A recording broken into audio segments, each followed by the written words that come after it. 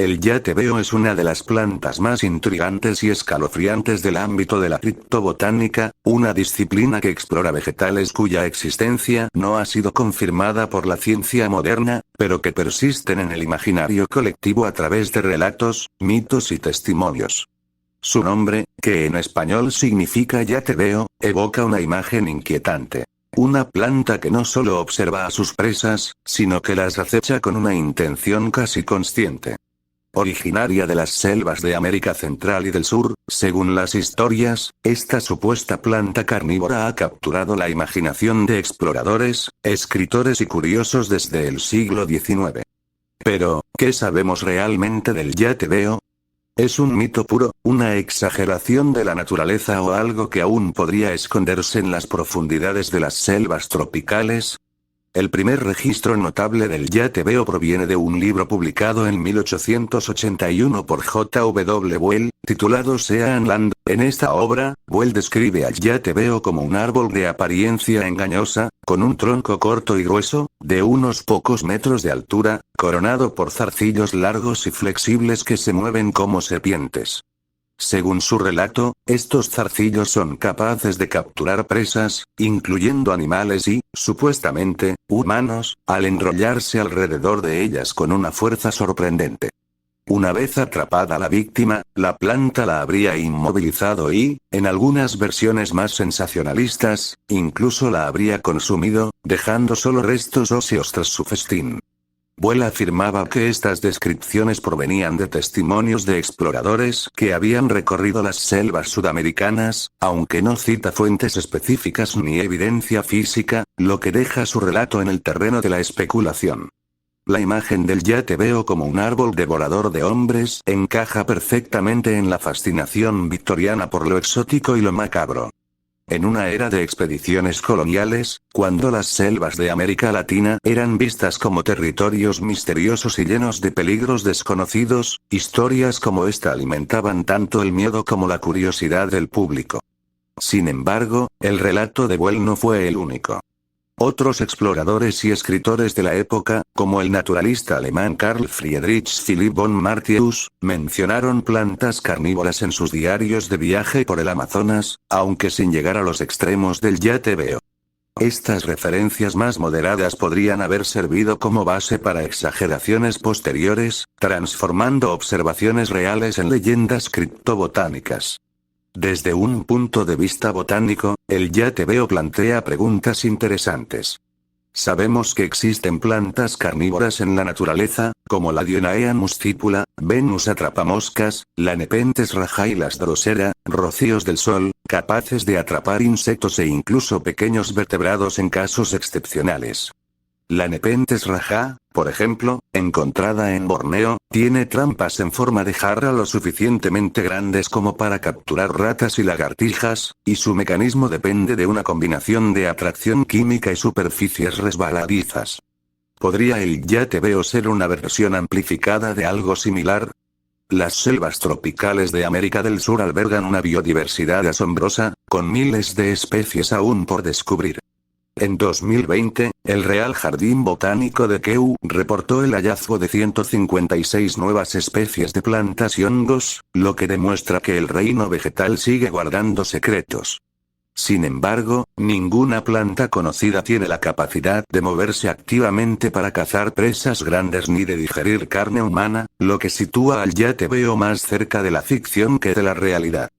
Una teoría sobre su origen sugiere que el yatebeo podría haberse inspirado en fenómenos naturales malinterpretados. Por ejemplo, ciertas enredaderas sudamericanas, como las del género Philodendron o las lianas del Amazonas, crecen de manera que parecen abrazar árboles o estructuras, a veces atrapando pequeños animales en su red de raíces aéreas.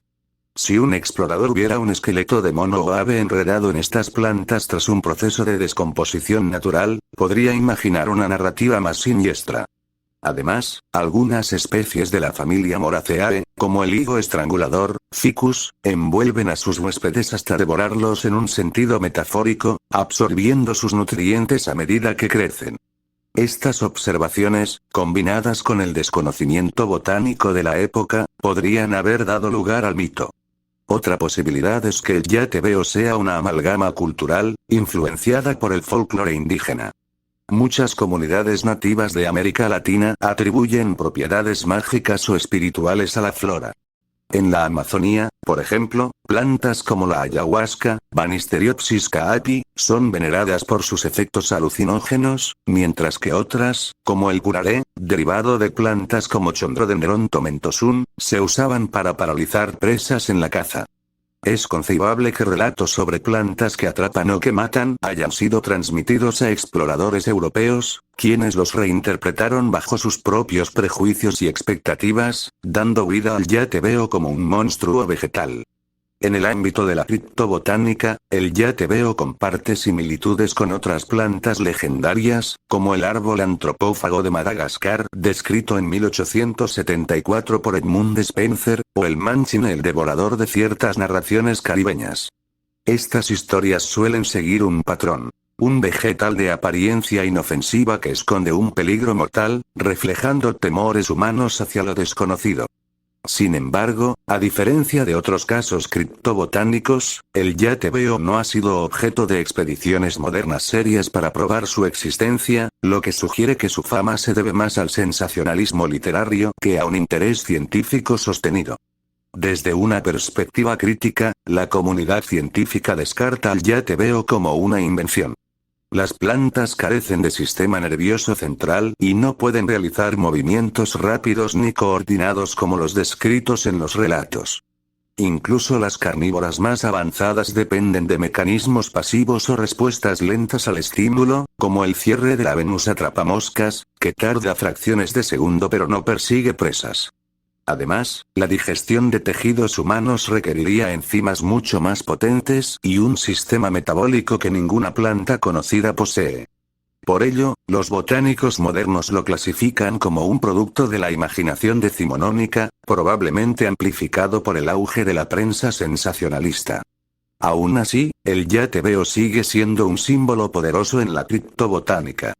Representa la frontera entre lo que sabemos y lo que aún podría sorprendernos en la naturaleza. Las selvas sudamericanas, con su densidad impenetrable y su historia de aislamiento, son un escenario perfecto para estas fantasías. Aunque hoy lo consideremos un mito, su legado perdura en la literatura, el cine y la cultura popular, recordándonos cómo la naturaleza puede inspirar tanto asombro como temor. En conclusión, el yatebeo es más que una simple planta ficticia. Es un reflejo de la curiosidad humana y de nuestra tendencia a proyectar vida y voluntad en el mundo vegetal. Aunque no haya evidencia de su existencia, su historia nos invita a mirar las selvas con ojos nuevos, preguntándonos qué maravillas, o pesadillas, podrían estar aún por descubrir. Si la ciencia algún día encuentra una planta carnívora sudamericana capaz de rivalizar con las leyendas, el yatebeo podría reclamar su lugar no solo en el mito, sino en la realidad. Gracias por ver y comenta el vídeo. Te agradece Betalis Horror.